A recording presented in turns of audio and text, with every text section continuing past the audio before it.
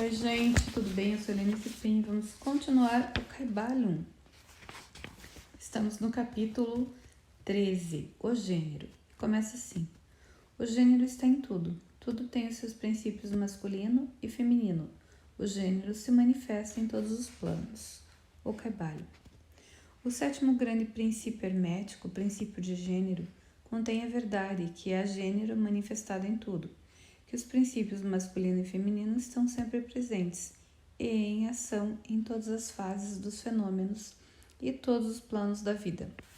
Nesse ponto, achamos bom chamar a vossa atenção para o fato que o gênero, no seu sentido hermético, e o sexo, no uso ordinariamente aceitado do termo, não são a mesma coisa. A palavra gênero é derivada da raiz latina que significa gerar, procriar, produzir. Uma consideração momentânea mostrar-vos-á que a palavra tem um significado mais extenso e mais geral que o termo sexo, o último referindo-se às distinções físicas entre as coisas viventes, machos e fêmeas. O sexo é simplesmente uma manifestação do gênero em certo plano do grande plano físico, o plano da vida orgânica. Desejamos fixar esta distinção nas vossas mentes porque certos escritores que adquiriram uma simples noção da filosofia hermética pretenderam identificar este sétimo princípio hermético com as disparadas fantásticas e muitas vezes repreensíveis teorias e ensinos a respeito do sexo. O ofício do gênero é somente de criar, produzir, gerar, etc. E as suas manifestações são visíveis em todos os planos de fenômenos. É um tanto difícil dar provas disso nas linhas científicas, pela razão que a ciência ainda não reconheceu esse princípio como de aplicação universal. Mas ainda assim, várias provas têm provindo de fontes científicas. Em primeiro lugar, encontramos uma distinta manifestação do princípio de gênero entre os corpúsculos, íons ou elétrons, que constituem a base da matéria, como a ciência conhece por último, e que, formando combinações, formam o átomo, que até há pouco tempo era considerado como final indivisível. A última palavra da ciência é que o átomo é composto de uma multidão de corpúsculos, elétrons ou íons, sendo aplicado vários nomes por autoridades diferentes, que giram uns ao redor dos outros e vibram num elevado grau de intensidade. Mas as explicações que seguem mostram que a formação do átomo é realmente devida ao agrupamento de corpúsculos negativos ao redor de um positivo, parecendo que os corpúsculos positivos exercem certa influência sobre os corpúsculos negativos, fazendo estes formarem certas combinações e assim cria ou gera um átomo, isto é, em relação com os mais antigos. Isto está, preceitos herméticos que sempre identificaram o princípio masculino e feminino de gênero com o polo positivo, ao feminino com o polo negativo da eletricidade. Agora, uma palavra a respeito dessa identificação. A mente do público formou uma ideia inteiramente errônea a respeito das qualidades do chamado polo negativo da matéria magnetizada ou eletrizada. Os termos positivo e negativo são, em verdade, erroneamente aplicados a este fenômeno pela ciência. A palavra positivo significa tudo o que é real e forte, comparado ao negativo, irrealidade e fraqueza. Nada é ulterior aos fatos reais dos fenômenos elétricos. O chamado polo negativo da bateria é realmente o polo no qual e pelo qual se manifesta a geração ou produção de novas formas de energia. Nada é negativo ao redor dele. As maiores autoridades científicas agora usam a palavra catódico, que vem do grego, tá? Que é descida, que significa descida e volta, em lugar de negativo. Do polo catódico procedem a imensidade de elétrons ou corpúsculos. Do mesmo polo saem esses maravilhosos raios que revolucionaram as concepções científicas nos últimos 10 anos.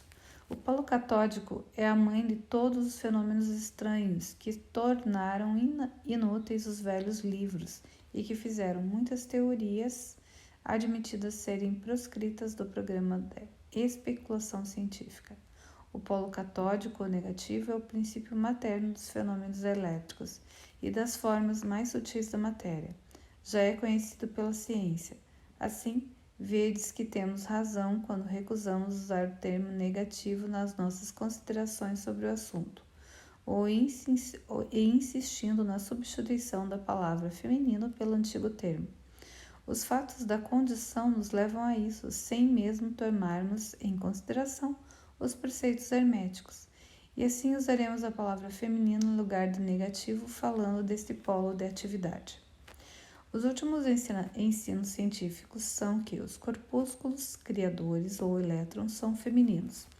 A ciência diz que eles são compostos de eletricidade negativa e nós dizemos que são compostos de energia feminina.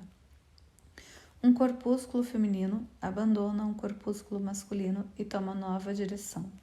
Ele ativamente procura uma união com um corpúsculo masculino, sendo incitado a isso pelo impulso natural de criar novas formas de matéria ou energia.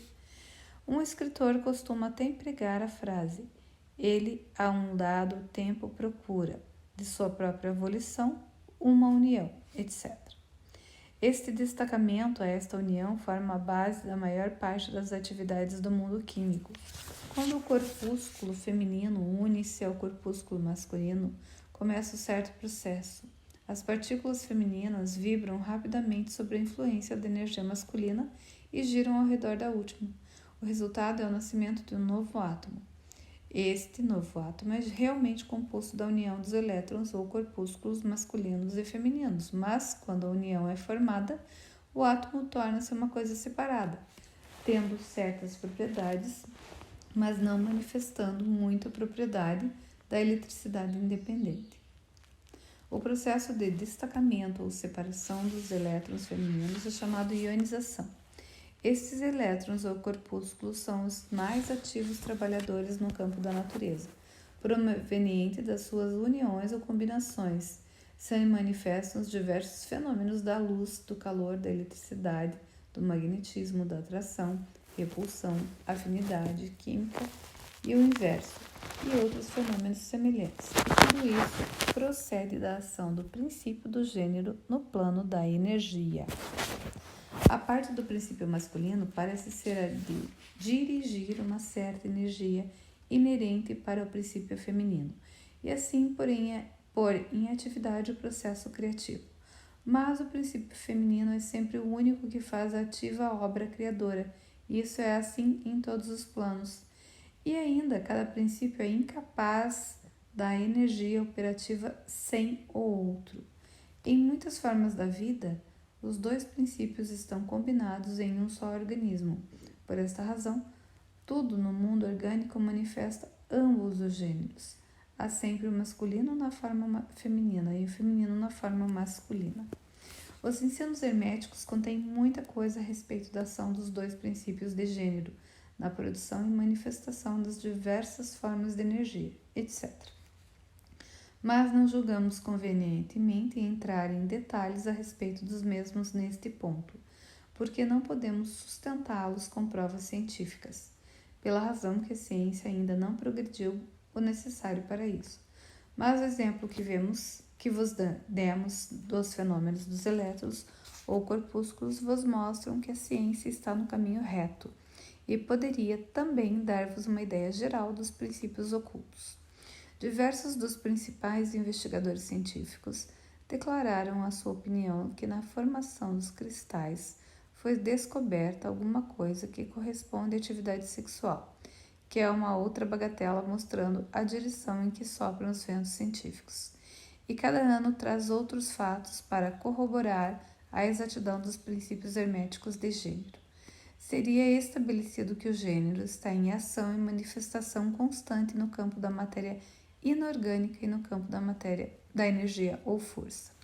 A eletricidade é agora geralmente considerada como alguma coisa em que todas as outras formas de energia parecem dissolver. A teoria elétrica do universo é a última doutrina científica e ela está crescendo rapidamente em popularidade e aceitação geral. E assim segue-se que, se pudermos descobrir nos fenômenos da eletricidade, levados ao seu princípio e fonte de manifestações, uma clara e infalível evidência da presença do gênero e suas atividades, estamos justificados vos fazendo crer que a ciência, enfim, deu provas da existência em todos os fenômenos universais deste grande princípio hermético, o princípio de gênero. Não é necessário gastar o nosso tempo com o muito conhecido fenômeno da atração e repulsão dos átomos, a afinidade química, os amores e ódios das partículas atômicas, as atrações ou coesões entre as moléculas da matéria. Estes fatos são muito bem conhecidos para necessitar extensos comentários nossos. Mas considerastes alguma vez que todas essas coisas são manifestações do princípio do gênero? Não vedes que esses fenômenos andam ao par com o dos corpúsculos ou elétrons? E ainda mais que isso, não vedes a racionalidade dos ensinos herméticos que afirmam que a verdadeira lei da gravitação, esta estranha atração pela qual todas as partículas e corpos de matéria no universo tendem para outras, é simplesmente outra manifestação do princípio de gênero que opera na direção de atração de energia masculina para a feminina e vice-versa?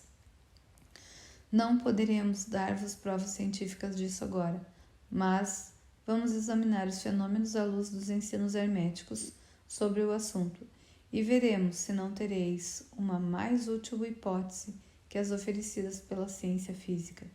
Submetei todos os fenômenos físicos ao texto e vereis sempre em evidência o princípio do gênero.